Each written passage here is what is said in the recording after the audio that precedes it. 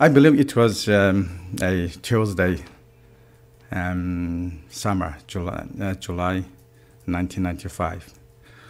And why it was Tuesday? Because next day is Wednesday, and it happened that next day I didn't have a scheduled operation. And one of my chief surgeon and called me and said, I can see from the rota that tomorrow you are free. I said, yes, I'm free. And he said, do you want to do something wild? I was young. I said, yes. And then he said, okay, go to that theater and take that mobile operation kit and ask for 2 assistants, 2 nurses, and bring your own 2 assistants and call that ambulance and then come to see me tomorrow morning 9:30 at the gate of our hospital. So I did. And the next day, 9:30 in the morning, I prepared everything.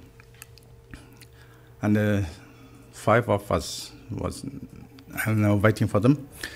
And they appeared, and there were 2 anesthetics. I don't know how to say anesthetic or right. And our 2 chief surgeons, they appeared with in a car, and they said, "Okay, everything ready? Ready. You follow us." So our ambulance followed them. It's about 40 minutes later. We come to a place called Western Mountain Execution Ground. It's just notorious ground. Everybody knows that.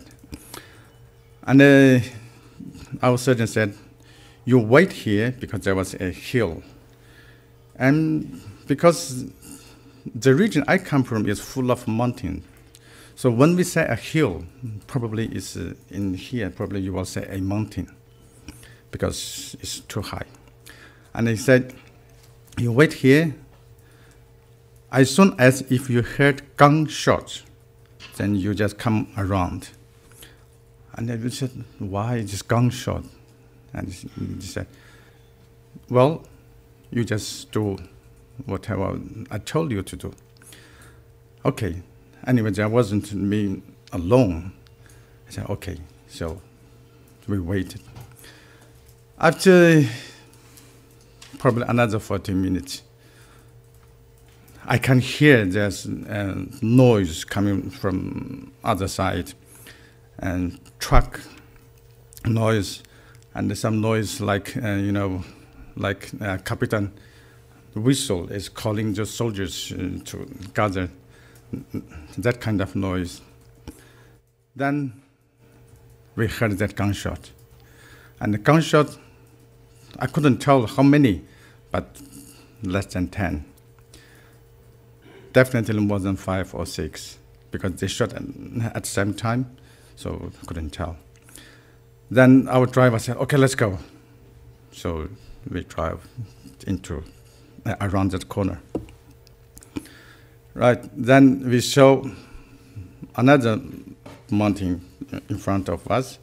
This side, the military truck and more than 100 armed police. They were there, and I can see, I can't tell how many shot body is tied like this, knee there. When they shot, just need to the slope of the mountain.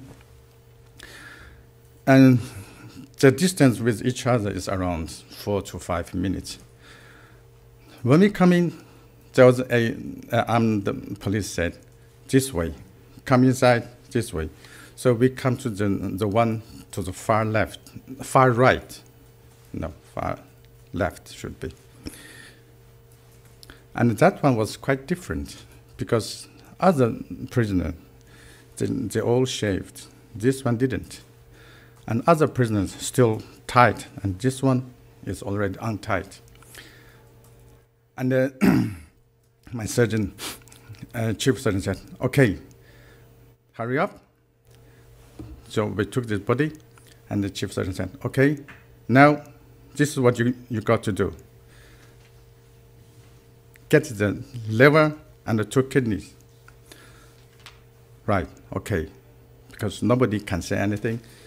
Right, so we did. As a surgeon, in normal surgery, you can see when you cut through the skin, if we hope to see blood come out, that is to say this person is alive. But that time I was expecting to see there's no blood because this person has been shot, so it's supposed to be dead. But to my surprise, when I cut through, blood still coming out. That is to say, blood still running. That means this person is still alive. And the gunshot wound is to the right, not to the left. So that is to say, to make sure this person is not dead. So I did. We couldn't say no because there's no way you can say no. I cut through and to both sides, removed liver and 2 kidneys. It took me less than 30 minutes. That time I was a young surgeon. I was really proud of my skill that I could remove this in such short period. Then my 2 chief surgeons, they were in the inside the truck, the one, in the side of that the patient head with a special box. When I took liver, I gave it to him. He put this inside the box and put it outside, and another box, and the 2 livers. Then he said, okay, now you take your team, go back. And he said, just remember, nothing happened today. And we know what that means. So we left. 2 armed police, they took that body away. So we left as soon as possible. We just said, okay, get out of here. We left. It was a few years ago. Now, after I came to this country, then I realized that when I read that newspaper and the Falun Gong's website, then I realized that was possible organ harvesting part of it, but I don't have evidence. So since that day, I realized this, and it just started haunting me all the way. So that is what happened, and I wish to answer questions, then give you more talk. Thank you very much.